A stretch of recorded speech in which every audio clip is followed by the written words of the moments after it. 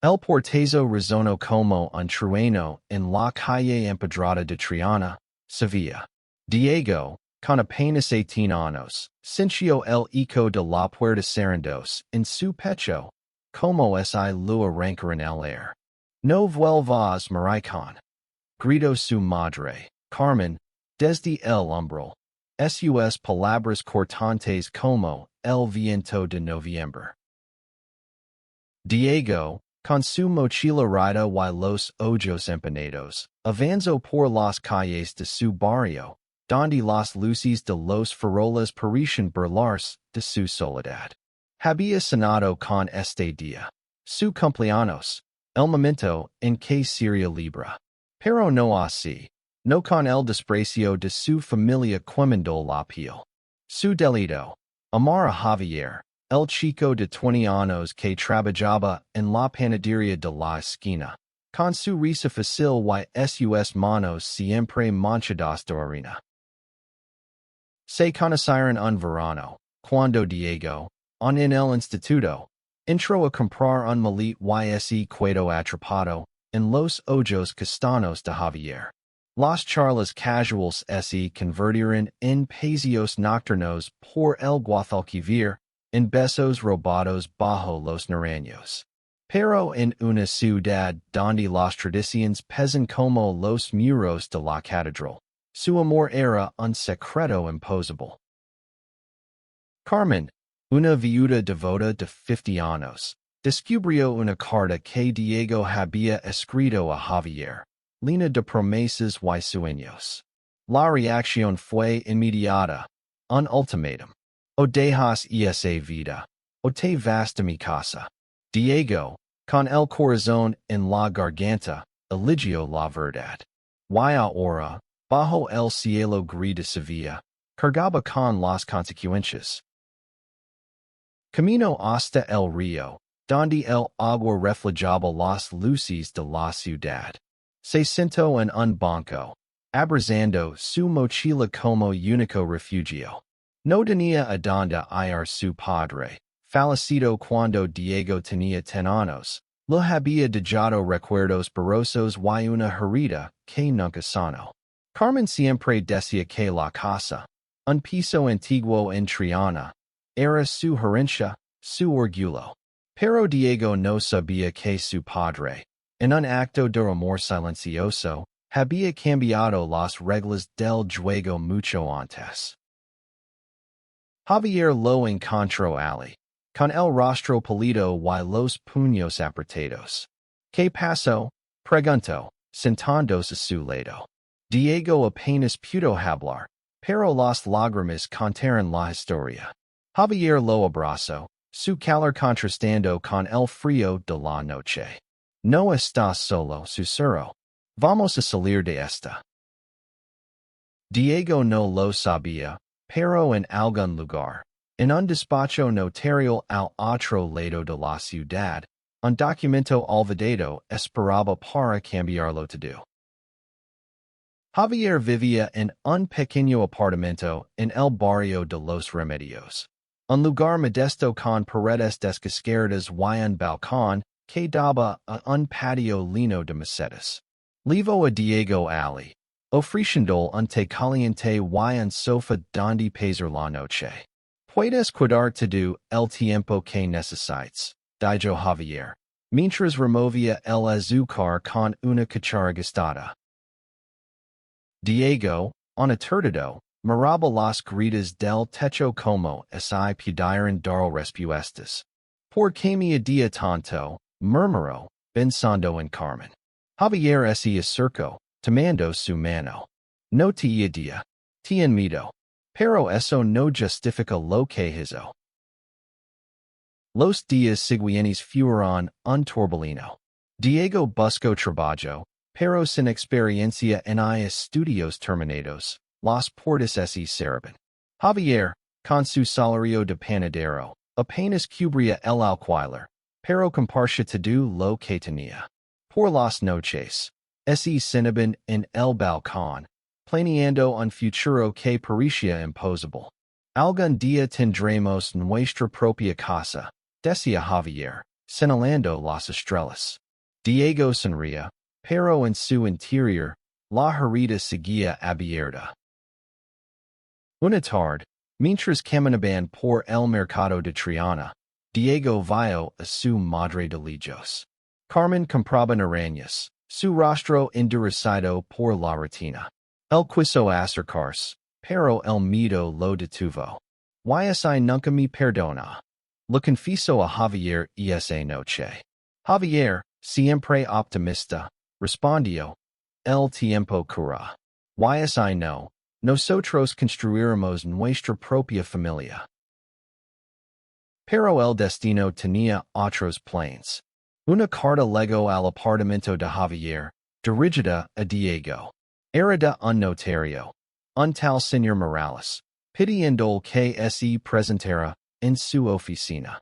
Asunto de herencia, decía el membrete. Diego, confundido, pensó que era un error. Su padre no había dejado nada, o eso lo había dicho Carmen toda la vida. Con el corazón acelerado, Diego y Javier fueron al despacho, un lugar polvoriento lleno de archivos. El notario, un hombre mayor con gafas redondas, los recibió con una sonrisa amable. Señor Diego López, su padre, Antonio, dejó un testamento antes de morir.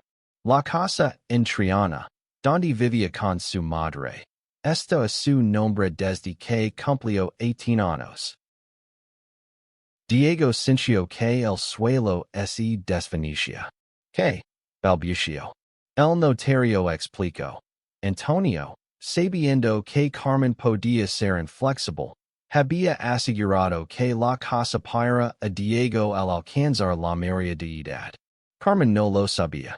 Nadie lo sabía, excepto el notario y un abogado que había guardado el secreto durante años.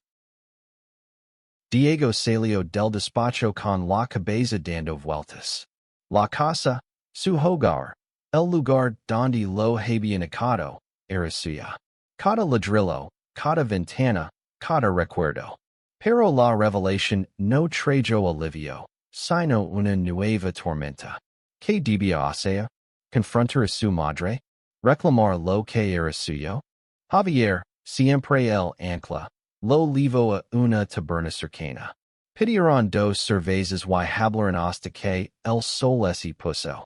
Esto no se trata solo de una casa, dijo Javier. Y es tu vida. Tienes que decidir qué quieres, no solo lo que te pertenece. Diego pasó noches sin dormir, atrapado entre la rabia y la culpa. Quería volver a Triana, enfrentarse a Carmen, pero también temía destruir lo poco que quedaba de su familia. Javier, con su paciencia infinita, lo acompañaba en cada paso, pero incluso él comenzaba a sentir el peso de la situación. No puedo decidir por ti, admitió una noche, con un dejo de frustración. Una semana después, Diego tomó una decisión. Fue a la casa, con el testamento en la mano. Carmen abrió la puerta, y por un instante, sus ojos se suavizaron al verlo. Pero la tensión volvió cuando Diego habló. Mamá, tenemos que hablar. Esta casa, es mía. El silencio que siguió fue ensordecido. Carmen, pálida, leyó el documento. Sus manos temblaban. ¿Cómo es posible? Susurró. Diego explicó, con voz firme pero quebrada, lo que el notario le había dicho. Carmen se derrumbó en una silla, llorando. No lo sabía, dijo entre sollozos. Pensé que tú era mío. Pensé que te estaba protegiendo. Diego sintió una punzada de lástima, pero también de furia. ¿Protegerme? ¿Me acaste, mamá? Por ser quien soy. Carmen no respondió. Solo lloró, y Diego se fue, dejando el testamento sobre la mesa. Los días siguientes fueron un torbellino de emociones. Carmen llamó a Diego, pidiendo que volvieran a hablar. El exilio, pero con Javier a su lado. La reunión fue tensa. En la misma sala donde Diego había crecido, donde los recuerdos de su padre flotaban como fantasmas. Carmen intentó justificar su reacción. La iglesia, la tradición, el mito, el que dirán. Pero Diego no cedió. No se trata de los vecinos, mamá. Se trata de mí. De quien amo. Javier, en silencio, apretó su mano bajo la mesa. Carmen, por primera vez, miró a Javier. No con desprecio, sino con curiosidad.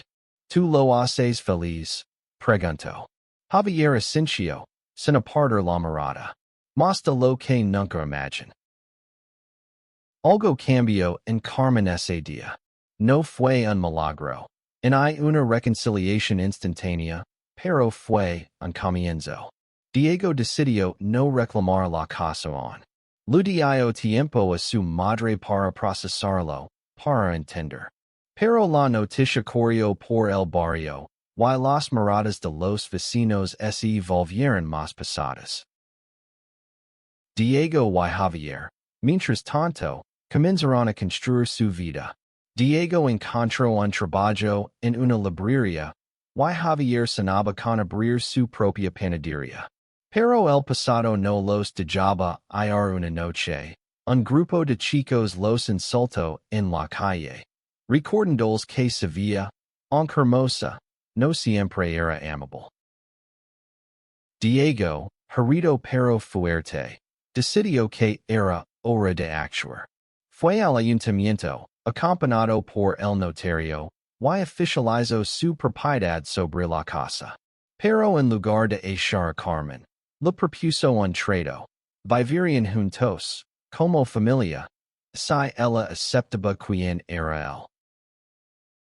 Carmen, al principio, se resistió. La idea de compartir la casa con Diego y Javier le parecía un desafío a todo lo que había creado. Pero la soledad, y el amor que sentia por su hijo, la hicieron ceder. Diego y Javier se mudaron de vuelta a Triana. La convivencia no fue fácil. Las discusiones eran frecuentes, y las heridas del pasado sangraban con cada palabra maldicha. Pero también había momentos de luz. Carmen probando el pan que Javier horneaba, Diego contando historias de su padre que ella había olvidado. El barrio, sin embargo, no estaba listo para aceptar. Los rumores crecieron, y una noche, alguien pintó insultos en la puerta de la casa. Diego, furioso, quiso enfrentarse al mundo. Pero Javier lo detuvo. No luches con odio, dijo. Luchemos con amor. Juntos, organizaron una pequeña fiesta en el patio de la casa, invitando a vecinos, amigos de la librería, y clientes de la panadería. Fue un acto de valencia, una declaración de que no se esconderían. Carmen, al principio reacia, terminó sirviendo vino y riendo con los invitados. Esa noche, Diego sintió que algo sonaba. No todo, pero algo. Carmen comenzó a hablar de Antonio, de cómo él siempre supo que Diego sería especial. Tu padre estaría orgulloso, dijo, con lágrimas en los ojos. El tiempo trajo cambios lentos pero profundos. Carmen empezó a asistir a reuniones de una asociación local que apoyaba a familias con hijos LGBT. No fue fácil para ella, pero cada paso era una victoria. Diego y Javier, mientras tanto, ahorraban para abrir la panadería de sus sueños, un lugar que sería más que un negocio, un refugio para quienes se sentían fuera de lugar. Una tarde, Diego encontró una caja vieja en el ático de la casa. Dentro, había cartas de su padre, escritas para él. En una de ellas, Antonio decía, Hijo, ame con todo tu corazón. Nadia pueda quitarte eso. Diego Loro, pero no de tristeza, sino de gratitud. Carmen, al verlo, ese acerco. Por primera vez, hablaron sin barreras. Ella admitió su miedo, su ignorancia, y permitió aprender. Diego la abrazó, sintiendo que, por fin, recuperaba a su madre. El barrio comenzó a cambiar también. La panadería de Javier, cuando abrió, ese convirtió en un punto de encuentro. Vecinos que antes murmuraban ahora compraban su pan, atraídos por su calidez. Diego, con su trabajo en la librería, organizaba lecturas de poesía, invitando a escritores queer a compartir sus historias. Un año después, la casa en Triana era un hogar de nuevo. No perfecto, pero vivo. Carmen, Diego y Javier comparten cenas líneas de risas y, a veces, de silencios incómodos que ya no dolían tanto. La panadería, llamada El Refugio, era un éxito, y Diego planeaba estudiar literatura en la universidad. Una noche, bajo los naranjos del patio, Diego y Javier se permitieron algo más que amor. Una vida juntos, sin miedo. Carmen, desde la ventana, los observó con una sonrisa. Había aprendido que el amor no es elige, pero la familia sí. Y ella había elegido cuidarse.